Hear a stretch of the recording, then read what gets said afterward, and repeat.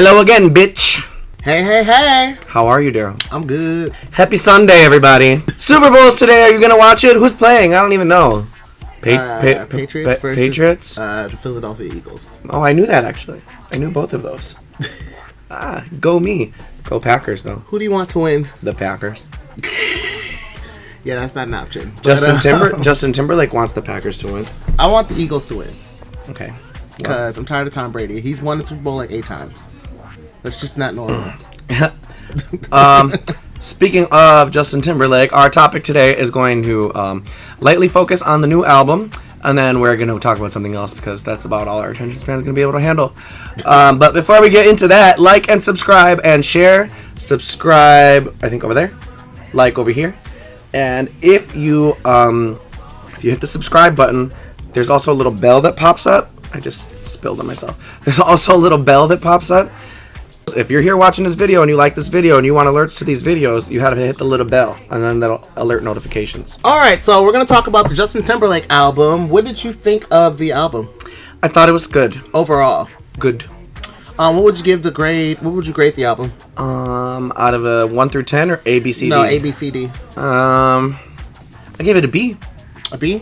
Give it a B. I would give the album a C+. I thought the album was okay. I like about half the album. The production's good, but it's just not like a radio-friendly album. And listening to the album is kind of like pulling teeth. It's really like, it's hard. It's kind of hard to listen to. And I wanted something that was more simple and easy to listen to. And like, I could just turn it on and be happy with what I'm listening to. And I was kind of like, I felt like somebody took a drill to my ear and was just like, I wasn't happy listening to the album. I don't know. I thought the album was really good. I thought it was really nice. I think it's very nice. That's what I think of the album. Like it's nice. It's nice. I would not want somebody to review my album and say it's nice. That's what I think. I think it's really nice. I'd be like, this album is garbage. I'm trashing it. Okay, real quick rundown. First couple tracks are kind of like Can whatever. you tell me which songs you like? Do you remember? No, not really. The first couple tracks, like, pretty good feel, for the album. Kind of like a bit, feels like maybe a slow start, because when you think of a pop star, you think of like a bunch of pop radio hits, and that's not what you're gonna get here. So just fucking settle in and relax, maybe start a fire. But like, yeah, the album is like going to Justin Timberlake's camp and just sitting around a campfire, and he's just playing the guitar. It's not what the whole album is like, and then kind of revs up toward the middle. There's a really cool interlude that Jessica Biel narrates, and it's really beautiful, but it sounds like you know what it's supposed to sound like? It sounds like fucking Siri talking to you. It sounds like a futuristic computer or spaceship talking to you and like recalling, her memories. He said that it's supposed to be like, he called her up and he was like, hey, can you record this and send it back to me, but record it like you're talking to your girlfriends about me. And then the following song to that is Montana, which is great. That's the best song on the album. I think that song blends all of the ideas of the album best in that song Montana. And those songs just kind of flow right into each other. Yeah. The production is good. There's Timbaland and Pharrell and Danger, all producers on the album, who are all, critically acclaimed. They have a ton of, successful works under their belt. But they're all kind of old school now. Yeah, so what I was talking to Angel about was I was thinking that maybe he should work with different producers next time. He's always worked with Pharrell and Timbaland. I think that will make him a little more, it'll give him a different sound. He doesn't. Okay, so now the discussion happens. I don't think he wants a different sound. He knows the artistic mark he's going to leave on the music industry, and that's part of it, is his sound. So why would you want to change up your sound? Like, I think that reinventing yourself is great for some artists, but not for every artist. It's not always genuine to people for them to be reinventing themselves constantly. No, absolutely, I understand that. So I just feel that he can create an album that is still more radio friendly, like the last couple albums that he's had, without compromising his artistic integrity. He can still give you an album with radio hits on it and give you like the bangers. He can still do that without compromising what he wants to do. Billboard published an article with reviews from a number of different sources about what they thought about the Justin Timberlake Man of the Woods album, and they were mixed reviews, which is kind of how we feel, honestly. And one of the reviews, I can't remember which publication wrote it, said that Justin Timberlake is no longer the innovator that we once knew him to be. And that kind of got me thinking for a long time, because does he need to be? He's well into the, sunset of his career. And I think innovation oftentimes is, exciting and new and fresh because it's coming from an actual human being who's exciting and new and fresh, like a young person. So, like, not to say that he's unable to innovate. Older people can innovate all the time. I think it's just harder for them. And less likely, and less important, too. It's not important for him to innovate. I agree with the last thing that you said, that it is maybe a little harder. But I think it's harder to be innovative, because you can do something innovative and cool and be an older artist, but you're not going to necessarily get the airplay, which is not fair. It's not fair for them to not get the airplay. But that's not fair for a lot of artists. There are independent artists who have great songs that are not played on the radio. But so let's give, real quick, let's run down what you're actually thinking in your head. So, older artists that aren't getting enough airplay, and it's not fair. Britney released the best album that she's released in, part of most of the second half of her career, and nobody played that. Gwen Stefani released a very good album in 2017, and nobody played that. That just got totally overlooked. Mariah Carey released the single "I Don't," which was hot. Honestly, it got no shine at all. Yeah. These are all these older artists, right? Pop artists, and then other artists who are young and innovative who also don't get airplay, like JoJo. JoJo released a fantastic album in 2016, I think, and nobody cared. Yeah, JoJo's album was awesome, so I would definitely recommend going to listen. Yeah, all of these people out here are putting out good stuff, but the industry is shady, and it's only gonna pick whoever they think they can profit off the most to be played on the radio. So right. So I don't think they're gonna pick Justin.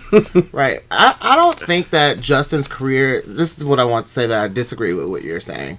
I don't think that Justin's at the tail end of his career. He's released 3 albums before this album. They were all hits. He went on massive world tours. The songs were played on the radio. Just because this album might not necessarily do as well as the other 3 albums doesn't mean that he's on the tail end of his career.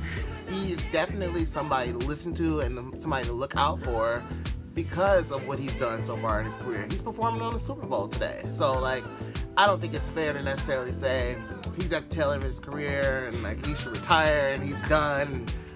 No. Who said those things? So, anyway, I said no such thing. I just want to also just kind of say what I thought about the album. I think the album is it's like a futuristic folk album mixed with harmonies of R&B and country music fused in with trap. And I think that's what he was trying to do, to try to be innovative. And I think you were saying that it's been done before by Miley Cyrus. It's barely any trap. It's like that one song. But yeah. But yeah, it's I mean, it's not innovative. It's been done before. Honestly, I hate to give props to Taylor Swift, but Taylor Swift was one of the first mainstream artists to fuse country and pop. That's what he's doing, and he's not the first to do it. And then Miley Cyrus did it too on Bangers, and then she did it a lot of genre bending and stuff like that on the follow-up album to Bangers, the Dead Pets, whatever that was. That was a really good album. I couldn't listen to it. It was hard to listen to. But I'm just saying, other younger artists have already done what he's doing right now, so I wouldn't call it innovative, but I don't throw shade at it either. I think it's really good, and I think it's genuine to him. And to Justin's credit, he only releases an album once every 6 or 7 years because he waits until he's ready and until the product is genuine, rather than just putting out, radio hit after radio hit after radio hit like somebody like Rihanna. So I think that Justin didn't know what direction he really wanted to go in. I feel with Future Sex Love Sounds, there was a sexy theme around the whole entire album. Mm-hmm. Sexy songs. It had direction. Yeah, there was a direction. And then with the 2020 experience, the direction was, remember he had the suit and ties, mm-hmm. and he had he had a 20-piece band on tour, and he had direction, is what I'm saying, with those other 2 albums. With this album, Man of the Woods, everybody's what the fuck is happening here? What is this Man of the Woods? What is that? why is he in the woods? Like, is he gonna do a country album? Everybody's questioning it and wondering what the fuck is going on. And then he like explained it. He's like, you know, my son's name is Silas, which means man of the woods, and that's why I came up with the title for the album being Man of the Woods. So I feel like there was a lot of confusion with this album. Nobody really knows what's going on. It sounds like 2020 Experience Part 2 to me, but like he's been at home and he just said no. Like 2020 Experience sounds to me like Saturday night at the club, you know, this is my life, I'm famous and rich and awesome. And then this album is Sunday morning, I'm with my family, this is the narrative of the next following day. You know, a really nice, calm Sunday morning day. And I know it's very nice. I don't want to listen to a Sunday night album. I want a freaky Saturday night. He took a hike out in the woods, picked up some branches, came home and built a fire. Got some berries. I don't want any berries. Played with his son. I want some damn weed. Like, I don't want no berries. Like, his wife's in the corner on the phone with her girlfriend. He's sitting reading a book by the fire. It's very adult, and I like it. I like when adults make adult music. I don't like when people out here, like, no shade to Madonna, but like I don't like when people out here trying to pretend like they're 35 and they're 55. Like, I don't really appreciate that often. So I like it. That's why I liked Janet's album too, and nobody came for Janet's album either. And Janet's album was the most adult, like, awesome and also innovative album that I've heard in a long time, and nobody listened to it. Okay, you brought up way too many things for me to say anything because you just talked for like 10 minutes. I don't even remember what I was going to say. We can move on. You just talked for like... So what do you think's going to happen with the Super Bowl tomorrow? I don't know. I'm really excited about it. I don't think he's going to have anyone come out with him. I think it's just going to be the Justin Timberlake show.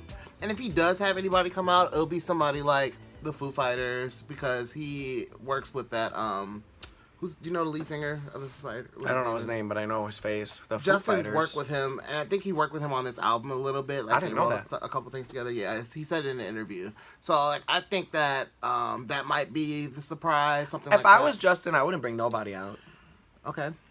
I'll tell you why. Go ahead, because I was talking, but I didn't get to finish. But go ahead, Angel. Sure, go ahead. You want to talk? No, finish your thought. Sorry, talk about Foo Fighters. Otherwise, I don't think he's going to bring out Janet Jackson. I would really appreciate if Janet Jackson were to come out, just because I love Janet Jackson. And honestly, to me, it would feel like the Super Bowl is apologizing to her for blackballing her. And I think it'd be cool if she did come out. She doesn't even have to do much. She just needs to stand there, and I'd be happy. I want to know. And I don't think that Britney Spears is coming out either. That's another rumor that's happening. Britney Spears is at home chilling. She ain't got time for that. So Justin don't got time for his ex-girlfriend who lost her mind and doesn't have a career anymore either. Mm-mm. I love Britney, but that's the truth. Shaded the hell out of Britney. But that's the truth. I don't think Justin... If I was Justin Timberlake, I wouldn't bring nobody out because he already has been on the Super Bowl stage at least twice that I can think of immediately. Once with Aerosmith back when he was in NSYNC, and then the time with Janet Jackson. And I wouldn't want to share the stage on the Super Bowl stage the third time in a row. Like, I wouldn't do that. It's my show now. But Fuck the y'all. Super Bowl is always having people collaborate. It's usually not just that one person. It's always someone coming out with them. Always. Like Missy with Katy Perry. The only thing that I would be like, get my life for is if NSYNC came out. No, it's not going to happen. Well, I guess it's not happening for me. Yeah, like Justin is so over NSYNC. No climax for me. The fans want it. Like, we want them to come back together. Like, we would go to that show. Hell yeah. That was my first ever concert was NSYNC. Yeah. Someday Alessia Cara is not going to be innovative. Someday Ariana Grande... Alessia Cara might not even make a second album that's pops off. Someday Ariana Grande is going to be, you know, old and tired and retired. Like, no, someday no one's going to be coming for Demi Lovato or Selena Gomez. They're just going to be, you know, forgotten someday. There's some 60-year-old right now practicing, trying to whoop your ass, Ariana. Trying to fucking put your face in the dust, make you bite the dust. It's going to kill you. So, be careful. Watch out. Stay fresh. Okay. Anyway, let's wrap this up, Angel. Don't forget to like and subscribe and share. If you subscribed already but haven't hit the little bell, hit the fucking bell. And thanks for following us again. because I know you have to follow. You're having to subscribe again, a lot of you. So thanks for doing that. We Because appreciate it. okay, so I do want to mention this. We released 4 new videos this week. So if you're tuning in Sunday because we told you to tune in every Sunday, that's fantastic. But last week our channel got taken down and we felt really weird about it, so we recorded a ton of content to kind of make up for the fucking weirdness and to make up for the fact that you have to do a lot of work again that you've already done by liking and subscribing and sharing. So we appreciate you, and we recorded 4 videos for you this week. There's 4 and they all say new in the beginning of the title, so it's really easy for you to push play. Enjoy. Bye.